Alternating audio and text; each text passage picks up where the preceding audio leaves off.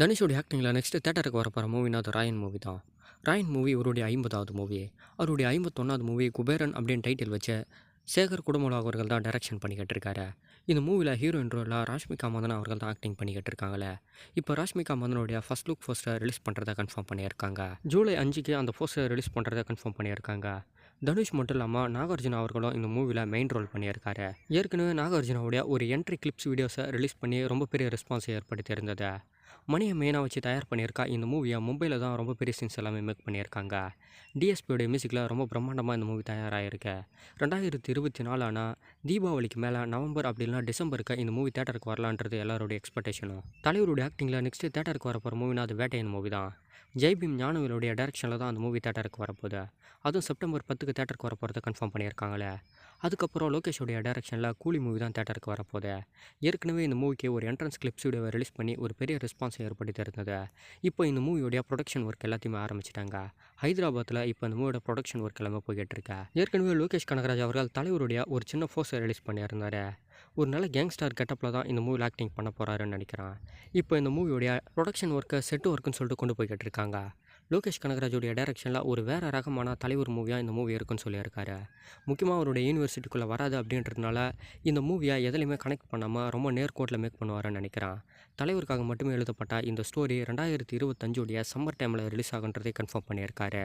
சீக்கிரமாகவே இந்த மூவியோட ஷூட்டிங் எல்லாத்தையுமே கம்ப்ளீட் பண்ணி ப்ரொடக்ஷன் ஒர்க்கையும் கம்ப்ளீட் பண்ணி மேக்ஸிமம் 2025 சம்மர் டைமில் தான் ரிலீஸ் பண்ணுறதுக்கு பிளான் போடுவார். ஷங்கருடைய டைரக்ஷனில் கமலுடைய ஆக்டிங்கில் நெக்ஸ்ட் இந்தியனுடைய 2வது பக்கம் தான் தேட்டருக்கு வரப்போகுது. ஜூலை 12க்கு இந்த மூவியை தேட்டரில் ஃபிக்ஸ் பண்ணி வச்சுருக்காங்க.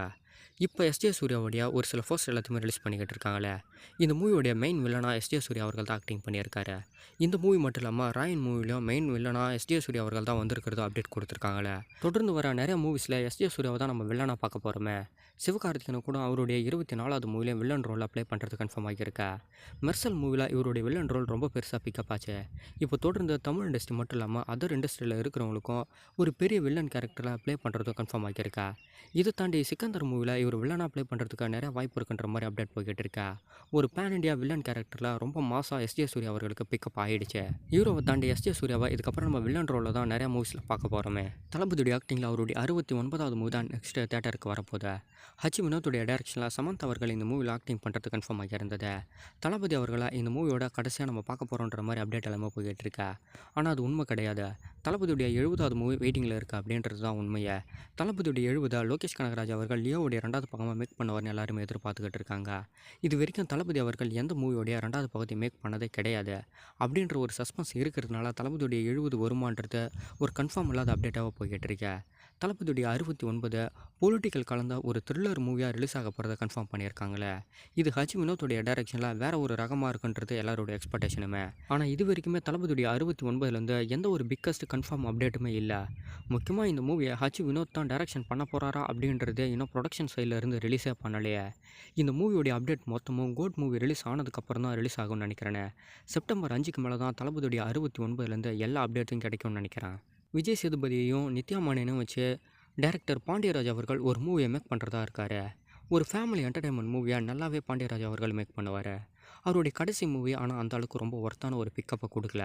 இப்போ விஜய் சேதுபதியும் நித்யா மேனனையும் வச்சு ஒரு கிராமத்து என்டர்டைன்மெண்ட் ஒரு பிக் பட்ஜெட் மூவியை பண்ணுறதை கன்ஃபார்ம் பண்ணியிருக்காங்க.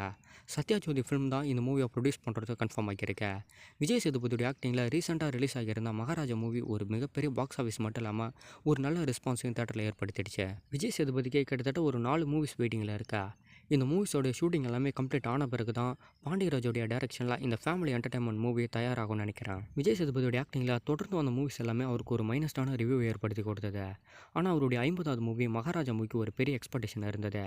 50வது மூவி அப்படின்றதுனால இந்த மூவி ஒரு பிக் ரெஸ்பான்ஸ் ஏற்படுத்துறது மட்டும் இல்லாமல் 100 கோடி ரூபாய்க்கு மேலே ஒரு பிக் பாக்ஸ் ஆஃபீஸையும் ஏற்படுத்தி கொடுத்துருக்கா. விஜய் சேதுபதியோட ஆக்டிங்கில் ஒரு big box office first movie இந்த மகாராஜா மூவி. அவருடைய 50வது மூவி ஒரு நல்ல ரெஸ்பான்ஸை தான் ஏற்படுத்தியிருக்கா. 51வது மூவியும் தேட்டருக்கு தயாராகிடுச்சா. 52 ஷூட்டிங்கும் கம்ப்ளீட் ஆகிடுச்சா. 53 54 ஷூட்டிங்கை 2025 சம்மருக்குள்ளேயே முடிச்சிருவாங்க. வந்த சீக்கிரத்திலே கிட்டத்தட்ட 50 மூவிஸை கொடுத்துட்டாரு. 100வது மூவிஸை கூட இன்னும் ஒரு 5-6 வருஷத்துல கொடுத்துருவார் போல். அந்த அளவுக்கு ரொம்ப வேகமாக படம் பண்ணிக்கிட்டு இருக்காரு.